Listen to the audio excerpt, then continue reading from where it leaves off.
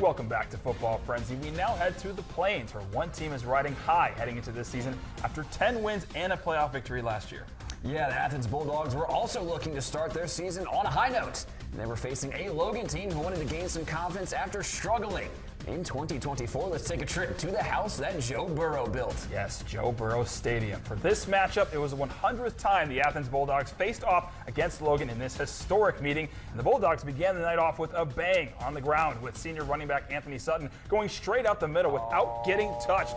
This 49-yard touchdown would start off the Bulldogs with a 7-0 lead. What a play to get Athens on the board there. And on the other side of the ball, Chieftains quarterback Carson Tootle scanning the field in the pocket. And he'll take a shot downfield looking for his receiver James Payton, but the ball is picked off by junior Weston Wheatley to give the Bulldogs possession back. Big play from the defense there.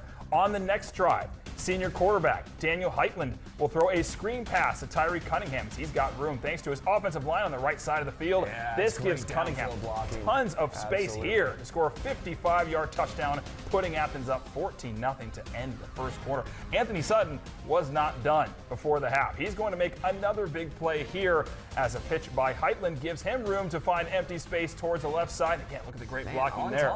Again, another score, his second touchdown of the game. Bulldogs up 21-0. Athens rolling on offense here.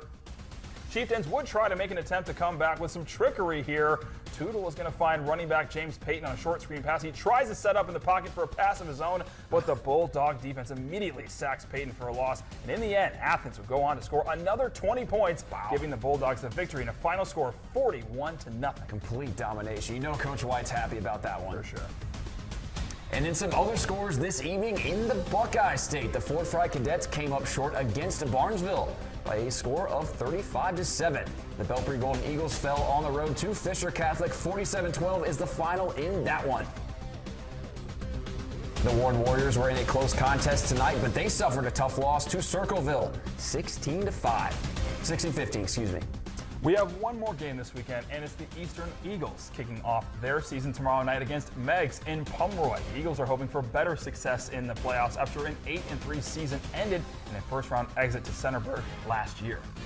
And the Eagles lose plenty of experience going into this one in this season with 16 seniors leaving the program. However, the team does bring back 6 more seniors who head coach Jason Jackson believes is up to the task. The Eagles return names like Matt Macram and Ethan Edwards, who were previously a 3-year starter at quarterback, but is now making the move to running back. And sophomore Braxton Yonker now steps into the starting QB spot, and Coach Jackson says he is ready to take on the role.